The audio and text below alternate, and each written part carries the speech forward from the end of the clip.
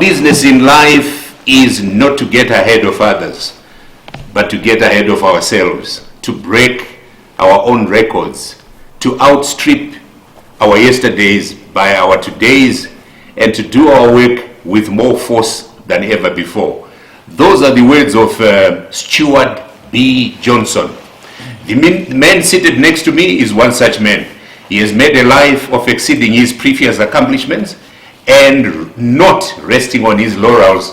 Mutumwa Mawere is an African business executive, pioneer, financier, banker, entrepreneur, best known as the founder of and chairman of Africa Resources Limited, ARL. Welcome to Makamba Life. Thank you. The warrior. We call him the warrior because mainly between me and my son Zororo, because he's always fighting battles and waging wars, economic wars, an economic warlord. That would be a nice title. So, Mr. Mawere, how do you define success in business based on your decades and decades of working in the economic zone? I think the first is just to understand what success is. And the second is to understand what business is. Because all too often we assume a business person exists, an entrepreneur exists, and all the things that you described exist. These are just stages that you play in life. Sometimes what you call success is other people's effort, but they are aggregated in an individual, and that individual becomes the omnipresent address of success when that is not the actual truth. But I guess what makes the title get applied is an effort of so many people is directed at so many of you. That's right. And only one or two then grasp the essence of the message and go on in fact, to distinguish themselves. In fact, you don't even live life to distinguish. You just live your life. Other people are the ones who say the man is distinguished. Okay. If there was ever a point where you say, I want to be distinguished, and you wake up in the morning and say, please recognize me as such, you may discover nobody recognizes you. But you get recognized by your deeds. No, you don't even know that there are other people who are looking at you. You don't know? So let's take an athlete who is running at the Olympics. He's aware of the audience, obviously. No, remote. He's just running. If you don't run, you don't win. You don't win. And you don't distinguish yourself. So you just do the best you can. Yes. In doing so, other people always recognize that. Okay. From your experience working at the World Bank, say, and then as a businessman working across the world, if we focus on the African continent, what would you say is the limit, or what limits, what impedes economic growth or rapid economic growth in the African continent? I think it's so simple that when you look at wealth and its absence, and look at poverty and its existence, some people say wealth is not the opposite of poverty. And that's so significant. The moment you look at the poor people and assume it's a condition, then you'll be wrong. You'll be proved wrong. You may find a beggar today. Tomorrow he's somebody.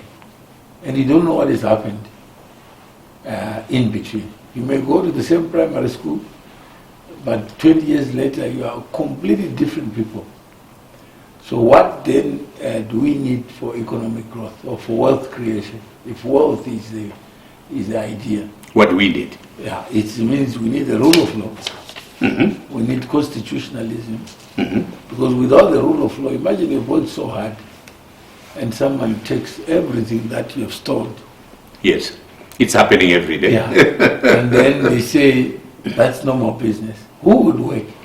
Nobody. Nobody. So it's not Africa. I mean, there are many people who came from other shores, came to Africa, made good on the African promise. And there are many people who live in Africa, generation after generation, still don't know where the wealth is.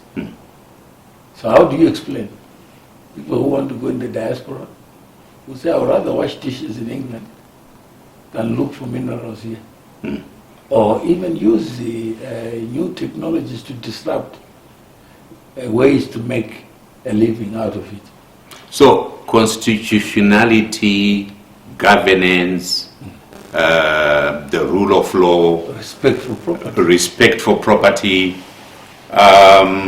If you look at most of the presidents or prime ministers, the people who govern Africa, most of them are educated men. They have university education. Education is supposed to make us better people.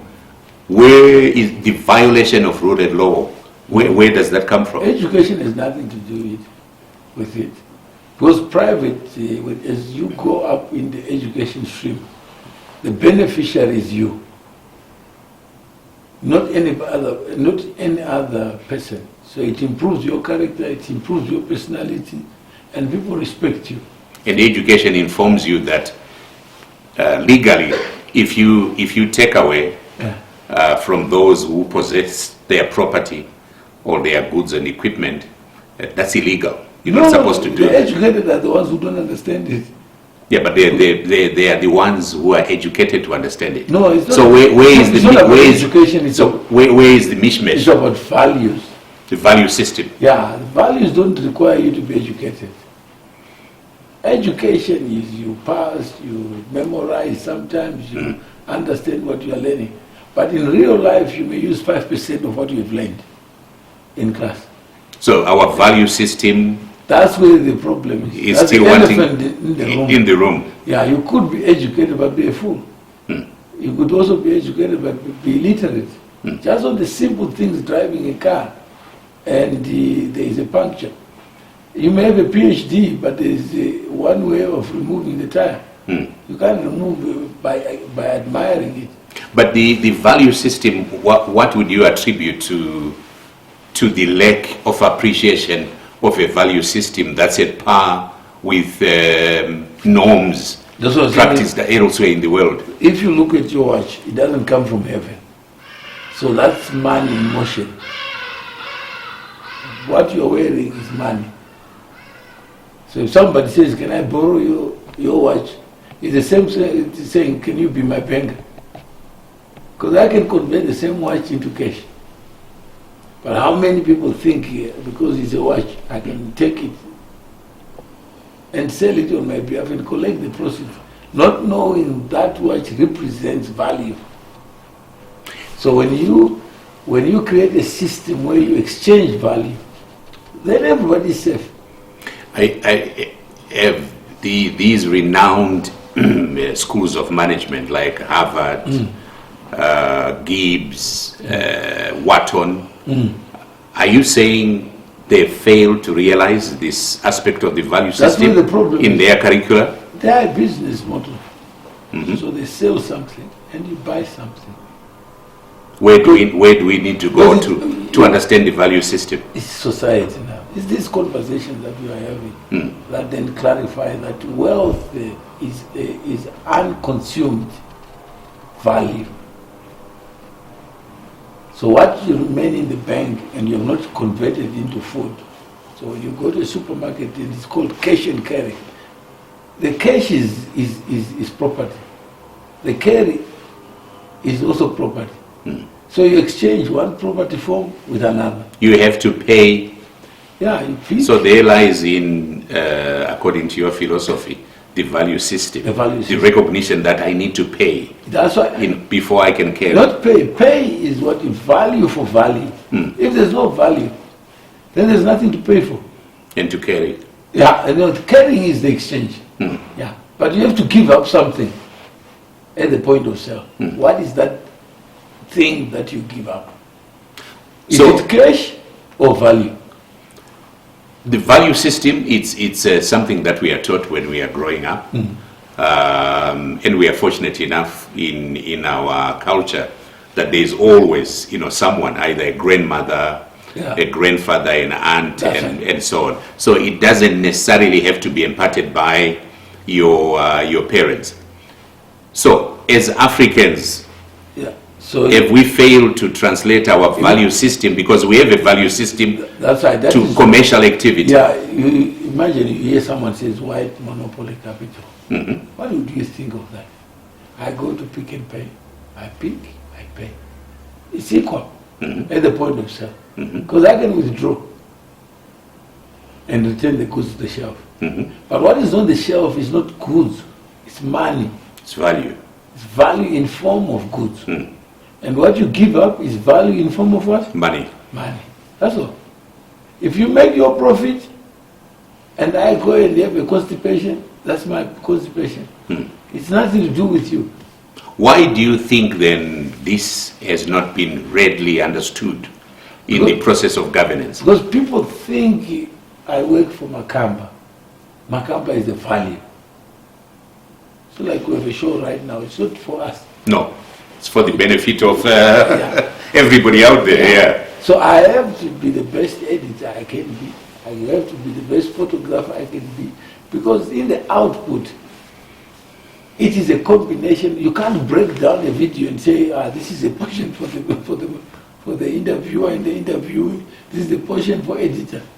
What they look for is the final product. However painful it takes to get it, the customer does not have that burden of knowing. Would you say the management manuals are obsolete for a part of the world? That's why most of the richest people drop out of school, because they know where they're going. Yes. Yeah. They remain in school, they will be very good gentlemen. It's very interesting. The previous guest we had spoke about that, about Bill Gates. Yeah. That they admire Bill Gates. Yeah. In spite of dropping out of college. Yeah. But when you listen to Bill Gates, he says he had realized that this the window had come and it existed. And there was no guarantee that he was going to be around forever. But that's what life is. So remaining in university, was a luxury that he couldn't afford. That's what life is. It's about choices. Yeah. And those choices yield outcomes. It's about choice and vision. And luck. Because none of us knows what the next second will. Explain luck. How critical it is in one's success. Because everything that we call life is not created by us. It's converted by humans. So the design of life was never meant to accommodate a smart person, but a lucky person. Because all the minerals that we are finding today actually were always there. It's just they were undisturbed. And they could remain there, but life goes on. So one cannot say, I'm poor because of minerals. I'm poor because of diamonds. Imagine you're in a country, and they say, what was created outside your knowledge becomes the basis on which you become rich. Would you want that system? No. Yeah. Just I sit there and say, I was born near minerals. And the lion says, I also was born near minerals. If you come near them, I'll eat you. I'll eat you. So, have you ever considered running for public office? I'm not sure. The biggest problem we're talking about public office. People don't understand it. They don't understand public office. Imagine the two of us. Yes. We are producing 1 ton, 1 ton. So our country will produce 2 tons. Then we have to decide who among us should go into government. If you go, we lose 1 ton. No, I get replaced.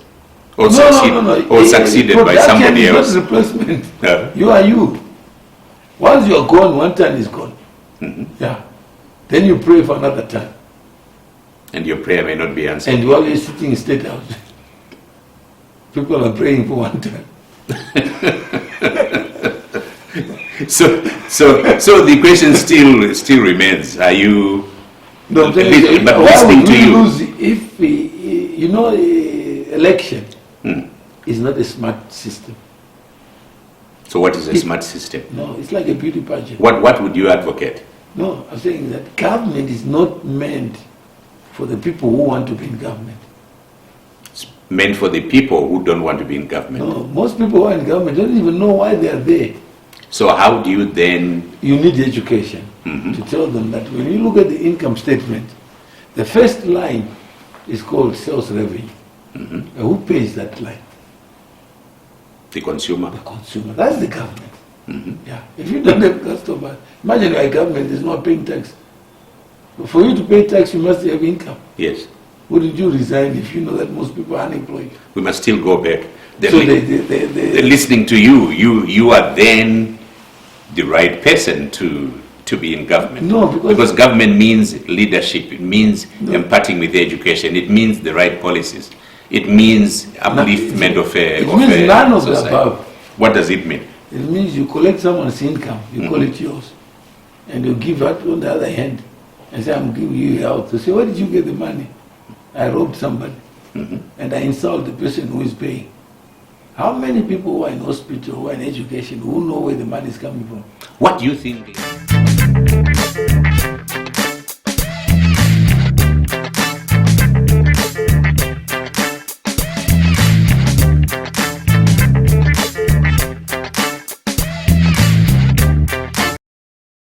What do we say? How do we make Africa great?